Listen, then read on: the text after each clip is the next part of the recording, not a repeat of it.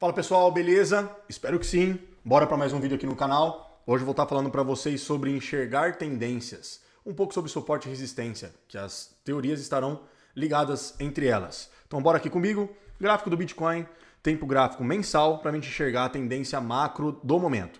Então vamos lá. Quando a gente tem a teoria de suporte e resistência muito nítida na nossa cabeça, facilita muito você conseguir ter o feeling e enxergar as tendências, as movimentações, qual está mais favorável naquele momento. Lógico que todo o cenário macroeconômico, globalmente falando, ajuda muito nessa concepção. Mas vamos lá. Aqui em março de 2020, a gente teve uma agulhada, né, de várias liquidações de players aí alavancados, inclusive na carteira à vista, por conta do início da lockdown global, por conta da pandemia. Logo depois disso, a gente teve uma reversão de movimento, onde a gente rompe topos que seriam resistências com continuidade. Então isso a gente pode chamar de uma tendência nítida de alta. A gente faz diversos movimentos de fundos ascendentes.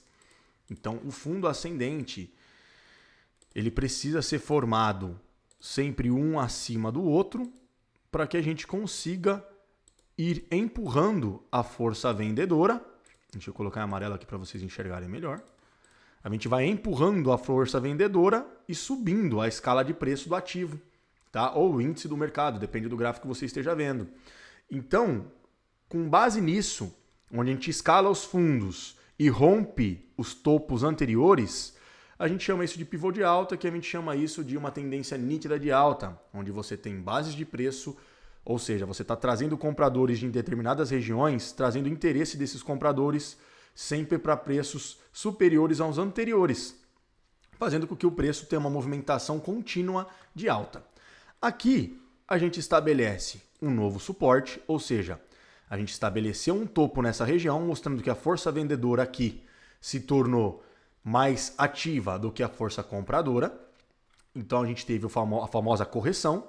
Estabelecemos uma nova zona onde os compradores tiveram interesse em continuar comprando, criamos um fundo ascendente nessa região mediante ao fundo anterior e tivemos rompimento desse topo anterior, inclusive desse também, mostrando força compradora ativa.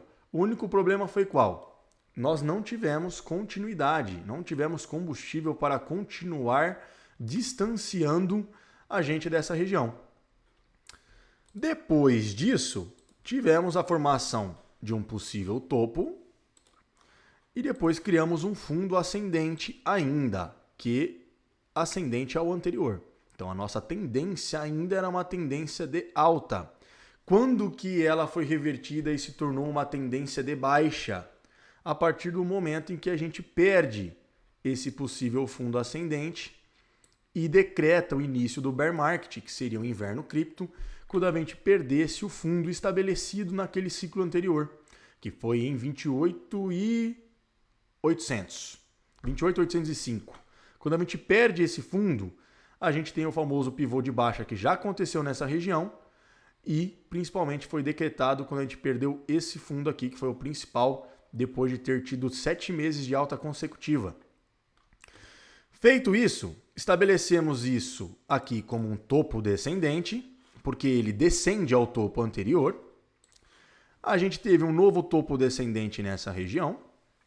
Continuamos caindo, perdendo os fundos criados, só que aqui a gente estabeleceu um fundo ao movimento, certo? Como que a gente saberia se a gente poderia ter ele como um fundo, de fato, ao movimento? Depois que a gente criou esse novo fundo aqui, como sendo um fundo ascendente, e é toda essa movimentação de alta, rompendo resistências anteriores, né? Trazendo o que? Um otimismo para a força compradora. E agora nós estamos corrigindo no gráfico mensal, buscando por mais uma base de preço, vamos supor que a gente já tenha encontrado, para que a gente continue escalando, tomando impulso, trazendo novos compradores, atingindo novas regiões de interesse dos compradores, continuarem apostando e aportando dinheiro no ativo. Então, ó, fundo estabelecido por enquanto em 15.476, um fundo ascendente feito em 19.549 e qualquer coisa que seja formada, né, de fundo acima dessa região é um fundo ascendente. tá? Agora, se a gente vier a perder essa região, a gente pode ter o famoso pivô de baixa e a gente tem que ficar de olho acompanhando as próximas movimentações para ver se a gente não vai reverter a tendência que, por enquanto, está sendo revertida para uma tendência nítida de alta. E olha que interessante, olha que curiosidade bacana da gente entender.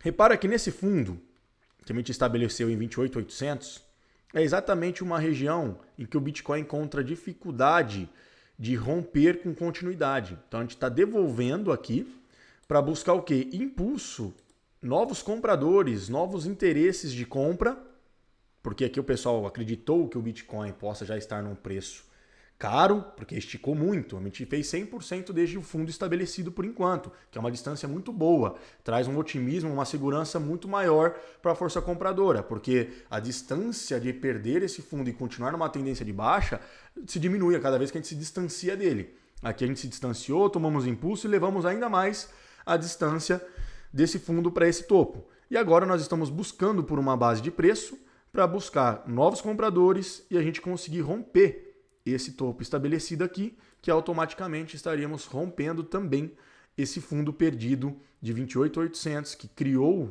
iniciou o bear market, e a gente estaria agora rompendo ele por ter se tornado agora uma resistência. Então todo suporte perdido ele se torna uma resistência, e toda resistência também rompida também se torna um suporte na hora da volta desse movimento.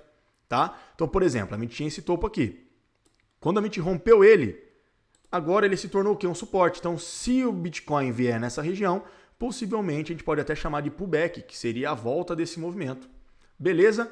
Dúvidas, críticas e sugestões, deixe nos comentários. Não esquece de deixar seu like, se inscreva no canal, ative o sininho para notificações de mais conteúdo e obrigado pela presença de vocês. Um abraço!